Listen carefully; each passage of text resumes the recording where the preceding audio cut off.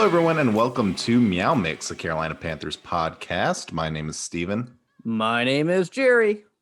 All right, so this is the Week 10 preview presented by Manscaped. Guys, check out manscaped.com for all of your male grooming needs, ball deodorizers, trimmers, nail kits, body wash, boxers, t-shirts, all kinds of stuff, really quality items here. Manscaped.com, save 20% with code MeowMix Podcast, and you also get free shipping. I actually ordered a couple of more things. They sent us a few things, but I ordered some body wash and a nail grooming kit just for myself because I like the stuff. And it's awesome. So MeowMix Podcast as the promo code, 20% off, free shipping. Check it out. All right. We're going to kick it off as we always do with the injury reports. We'll go with the Tampa Bay Buccaneers first. A lot of folks there. Actually, we'll just do the DNP first, a non-injury related Rob Gronkowski, just a veteran rest day for him. The rest of these are limited participant practice. Shaquille Barrett, Levante David, Chris Godwin, Ali Marpet, Steve McClendon, Scotty Miller, Sean Murphy-Bunting, Jason Pierre-Paul. Those are big names. A lot of big names, yeah. And all limited participants in practice. So. Yeah, I was going to say they'll probably all play. The only and Rob Gronkowski is probably partying on a boat in the Tampa Bay. So right. He'll be fine. Tampa's got they've had some pretty lucky. I mean, they've had, their wide receivers have been a little up and down in terms of injuries this year, but overall they've been pretty lucky injury-wise. For the Panthers, not quite as lucky. The players that did not practice, we mentioned Christian McCaffrey, Russell Okung, a frequent addition to this injury list. Ian Thomas, this is a not injury-related, did not practice. Stephen Weatherly. And then limited practice, Reggie Bonifan, Jeremy Chin, who looks like is trending towards playing, which is good. Marquise Haynes, Yetur Gross-Matos, and Dante Jackson, also a frequent addition to this list. So McCaffrey obviously not going to play. We know that. Okung, I almost would have to assume he's not going to play. Yeah. Does Okung ever play? So it'll be interesting if Dennis Daly or Greg Little will get the starting spot there. Yeah, Daly not on the list. So, but I did see that Daly got a little shaken up last week, and they didn't put him back in. Rule said that they thought that Little was moving around better. So it'll be interesting kind of how they go forward with that position, especially since Okung is not going to be back here next year.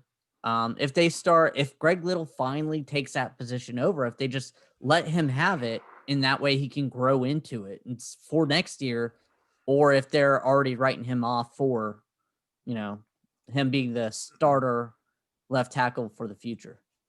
This is another divisional game here. The first game against the Falcons on the brain.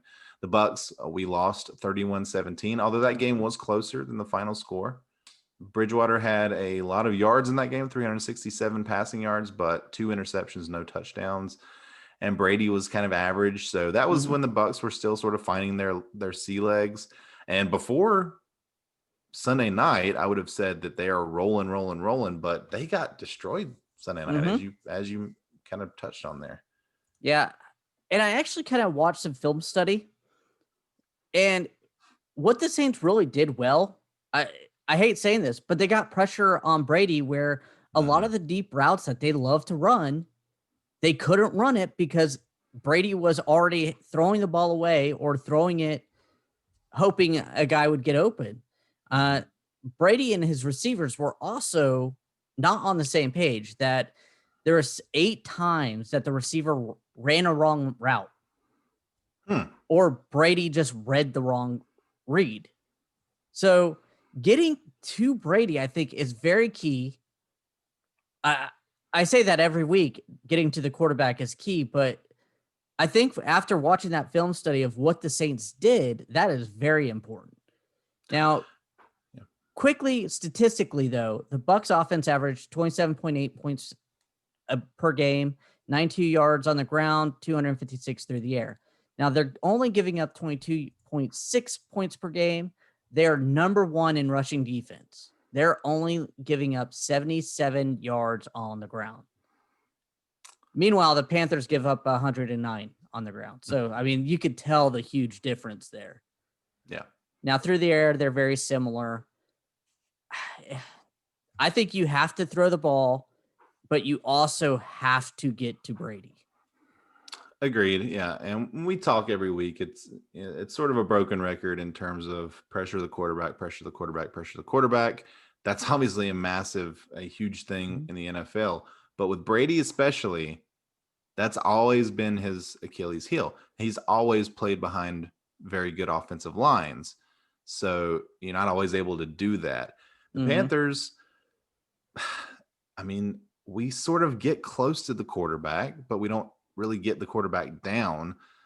So, yeah, I mean, I would agree with you. If the Panthers can pressure Brady and can maybe even get him on the ground a couple of times, that's going to be huge for the Panthers. To me, one of the keys is going to be making Tampa Bay one-dimensional. Make them throw the ball. Shut down that run, because when the Panthers start to get run on, it's usually a long day. Yeah. No, that's true. And we only had one QB hit in the first game we played it. And they hit Teddy Bridgewater 7 times. The Saints had 9 QB hits last week. Again, that's going to be key to this. Yeah, in the first game, Fournette ran for 103 yards on the Panthers. Ronald Jones, we were able to bottle up a little better, only 23 yards, but only had 7 carries. Overall, they ran well in the Panthers, though, 22 carries for 122 yards, an average of 5.5 and 3 touchdowns rushing. So, yeah, I think didn't Fournette have like a 50-yard run that game? He had a 46-yard run, I think, towards the end of that game. Yeah. Yeah. So overall, it wasn't horrible. I mean, that still counts, Yeah. And it was a huge play. Yeah. I think you're right. I think it was late in the fourth quarter, and that drove him down to get a touchdown. Yep. That's exactly what it was. There was a minute 48 left, and they were up by a touchdown and got that last score. So, yeah. But, the Bucs are very talented. They're also very undisciplined, which is something that Tom Brady has sort of had to adjust to. And like I said, before they got waxed by the Saints, they were playing very well, and they looked like they could be the best team in the league. It's weird to see them just get totally throttled like that. I really don't know what to make of it.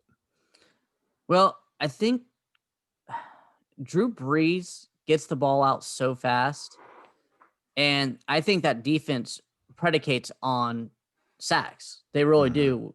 I think they average close to 4 sacks a game. And I think that's kind of what they did. They just dipped and dunked away. I'm trying to find out how many hits they had last. Yeah, they only hit Drew Brees 3 times. If we can protect Teddy Bridgewater, give him enough time to get the ball out, I think that's the way you have to do this. Yeah, and conversely, New Orleans hit Brady 9 times. With 3 sacks. So I don't know. The Panthers have hit a quarterback 9 times all season. But Burns not on the injury list. Gross Matos was, but last week was his first game back. So hopefully he's got another week where he, gets into shape there. Yeah, he only played 21% of the snaps. So. Yeah. We mentioned during the game that he was sort of invisible, but that turns out he was, they're working him back in slowly. Yeah, and he's still on the injury report, so obviously it's still bothering him. Some positive things about the snap count, even though he still got my 0 of the game, Tahir Whitehead only got 23% of the snaps last week, so maybe the coaching staff is actually seeing what we're seeing now. Yeah, I think Carter had the most snaps, outside of Shaq, obviously. Yeah. And then of course Taylor is now on IR, so those snaps aren't going to be there for him. But But yeah, Jeremy it was Chin good will to be see back. Jeremy Chin. Yeah, playing his sort of hybrid role back there. That's going to be a huge thing for the Panthers because Mhm. Jeremy Chin is going to probably line up a lot with Gronkowski. Yeah. And And Justin Burris is back as well. I did not know that. Yeah. That would be huge. Yeah. Because Foster has played okay, but Franklin. Franklin, yeah, yeah. See, he's made such an impact on me. Hey, he had a decent game last week for an undrafted he rookie did, guy. he I did. mean, That's what I'm saying. Like he's been okay. But Burris was playing pretty well before he went out. So, yeah, I agree. at least compared to Forrest, whatever his name was. Sam Franklin. How do you? I mean, that is such a professional name. I feel like he should be a lawyer just with that name. Sam. I think it's Sam Franklin III. Yeah, yeah. Well, it's kind of it's kind of a boring name, so maybe that's why I don't remember it. Yeah, that or Jeremy win a yacht Chin. race. That's a cool name. Brian Burns. That's a cool name. Spider Burns. Shaq Thompson. I That's really a cool hope name. he has a really good game and roughs up Tom Brady legally. Well, that's what we need, right? Yeah. Without McCaffrey, of course, the Panthers will go back to that offense that they had before McCaffrey got back, which is probably going to involve a lot of Teddy Bridgewater throwing the ball. What do we expect this week from? What do we expect from DJ Moore? Like, what's up with DJ Moore? I don't know. The last time we played them, he had 8 receptions, 120 yards. But he just seems invisible. I don't know if it's Teddy Bridgewater because I've seen some videotapes or some plays where DJ Moore is wide open and Teddy Bridgewater went somewhere else with the ball. One was on that final drive where, I mean, if he got it there, it could have been 6. Yep. Yeah, that was the previous game against Tampa was by far DJ Moore's best game of the season. It's the only game that he's topped 100 yards. He's had 90 a couple other times, but he has his most targets and his most receptions in that game. He hasn't had over 5 receptions in any game since, and only that once. So I don't get it. I'm gonna say this, and some people may get upset, but is it that DJ Moore runs more deep routes and Teddy doesn't force the ball deep? Could it be that?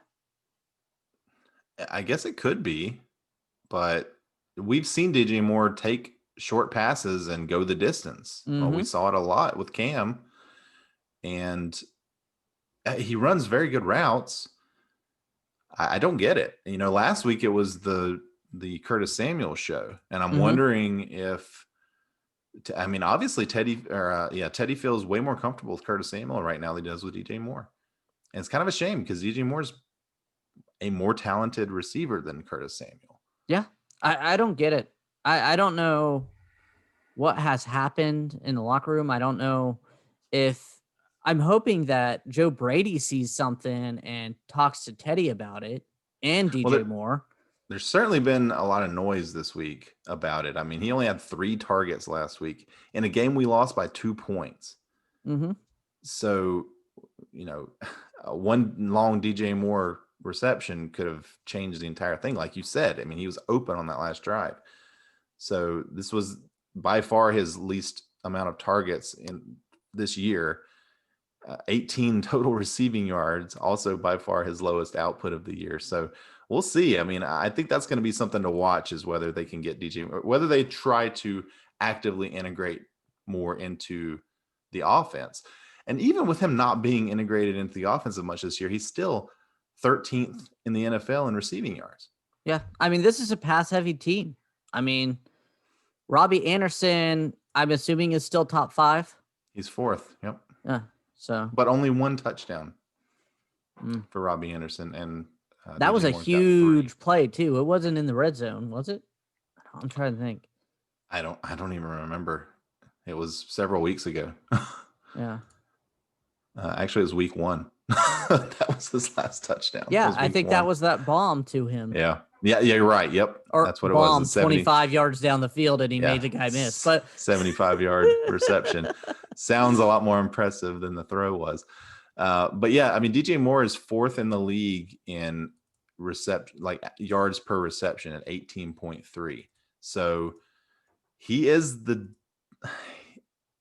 deep threat, I guess. But Robbie Anderson also is very fast, but he's only averaging 12.5 yards per reception. So they're definitely going to Robbie Anderson in terms of, the short routes and the screen passes and stuff like that. All that stuff that DJ Moore was doing last year, Robbie Anderson's doing this year, and DJ Moore's just not getting much of anything right now.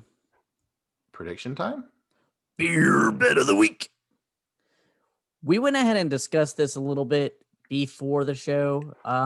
We're actually just going to do the over-under 50.5 points. I am taking the over. I'll take a slight under. I think this is going to be a close game that both teams in the 20s, but low 20s.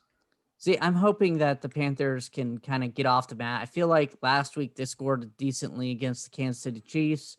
I'm hoping they can continue that pace because the red zone offense has struggled, and I'm hoping they can continue on. They're getting the yards. They're getting down there. They just need to get 7 instead of 3, and it's going to bump up our average and win us a few games. Yeah. With McCaffrey out, that's going to be tougher, but it's definitely our hope that will happen. You have any bold predictions today, Jerry? My bold prediction. Teddy Bridgewater throws for over 375 yards. I don't know how bold that is. He was pretty close in the first game. Was he? But I'll give it to you. I guess he was. Yeah, mine's gonna be Curtis Samuel related. I think he's going to have 150 total yards in this game. I think he'll go over 100 again, just for the second time in his career in the air, and I think he's gonna break a long rush as well. So, gonna give him 150 total yards in this game. Nice. Yeah, I also picked him up in fantasy this week, so I really hope that happens. Now game prediction time. Go ahead and start it off. So I always hate predicting a Panthers loss, but the Bucs are coming in angry. The Panthers are unfortunately coming in on a big losing streak and losing our best player once again. If McCaffrey was healthy in this game, I think I would predict a Panthers win. I am unfortunately going to predict a Panthers loss in this game, but a close one, 24-21, Buccaneers. See, I think they're going to be upset too, but I'm hoping that the Panthers have grown enough since that week 2 that this team was still filling each other out. And the Bucs are still up and down. As weird as that is, that they were really gelling, and then they kind of struggled a couple times. I think they almost lost to the Chargers a couple weeks ago too. I'm going Bucs 27, Panthers 28. And you just figured that out right now. No, that's what I had. Well, that'd be great. I love a close game. So that's sort of what I'm rooting for this year is close games for the Panthers, interesting games, fun games to watch and to talk about. So either one of our outcomes would be fun to watch at least, but yours would be better because it's a win. Yeah. Now, we want to thank everyone for listening. If you like our show, please let your friends know. Please follow us on Twitter at MeowMix Podcast. If you have any questions or comments, you can email us at mailbag@meowmixpodcast.com. You can also DM us on Twitter or message us on YouTube. And if you leave us a 5-star review with a comment on Apple Podcasts, we'll read your comment on the show. We'll be back on Monday morning with our recap of the Panthers-Buccaneers game. And until then, everyone stay safe out there and keep pounding.